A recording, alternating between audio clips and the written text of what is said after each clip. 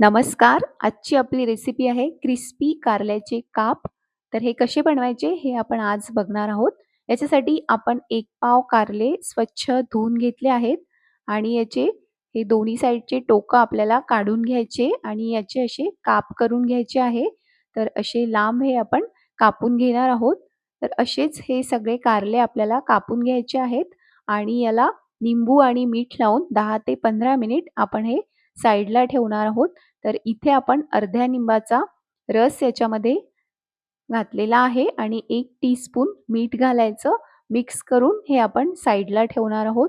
सोपी रेसिपी आहे आणि चवीला खूप छान होतात हे कारल्याचे काप. तर नक्की करून बघा. इथे आपण 1 टीस्पून काश्मीरी लाल मिरची पावडर घेतली, 1 टीस्पून तिखट घेतलं साधं, अर्धा टीस्पून हळद, 1 टीस्पून जिरेपूड, 1 टीस्पून धनेपूड, अर्धा टीस्पून गरम मसाला, 1 टेबलस्पून लसूण आणि अद्रकची पेस्ट, चवीप्रमाणे मीठ आणि 2 टेबलस्पून निंबाचा रस आपण याच्यामध्ये घातला. हे सगळं आपल्याला असं मिक्स करून घ्यायचं आणि कारल्याला आपण निंबू मीठ लावून ठेवलं होतं. त्याच्यानंतर आपण हे स्वच्छ धुवून घेतले आणि असे आपल्याला हे कोट करून घ्यायचे आहेत यानी. तर असेच हे सगळे कारले आपण कोट करून घेणार आहोत. तर याच्या आधीही मी भरपूर रेसिपीजचे व्हिडिओज अपलोड केलेले आहेत. बघायला विसरू नका. इथे आपण 2 टेबलस्पून रवा घेतला. यात 1 टेबलस्पून तांदळाचं पीठ घालायचं. अर्धा टीस्पून मीठ आणि अर्धा टीस्पून तिखट आपण यात घातलं.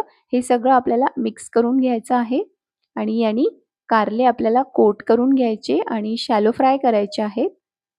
तर अशाच आणखी रेसिपीज बघण्यासाठी फॉलो आणि सबस्क्राईब करायला विसरू नका. बेल आयकॉन प्रेस करा म्हणजे तुम्हाला आमच्या येणाऱ्या रेसिपीज बघता येतील.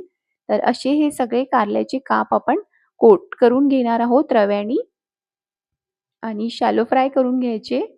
इथे आपण पॅनमध्ये तेल घेतलं आणि याच्यामध्ये आपल्याला हे शॅलो फ्राय करायचे आहेत. तर सोपी रेसिपी आहे आणि चवीला खूप छान होतात हे कारल्याचे काप. तर असे आपल्याला हे दोन्ही साइडनी छान क्रिस्पी होईपर्यंत होऊ द्यायचे आहेत. तर एका साइडनी हे छान झालेले आहेत आणि दुसऱ्या साइडनी पण आपण हे असेच होऊ देणार आहोत. तर सोपी रेसिपी आहे आणि चवीला छान होतात. तर इथे आपले हे क्रिस्पी कारल्याचे काप तयार झालेले आहेत. तुम्हाला ही रेसिपी कशी वाटली ते आम्हाला नक्की कळवा. तयार झाल्यानंतर आपण हे चटणी, लोणचं, सॉस याच्याबरोबर सर्व्ह करू शकतो किंवा तसे पण हे खायला खूप छान लागतात. तर इथे आपले हे क्रिस्पी कारल्याचे काप तयार आहेत.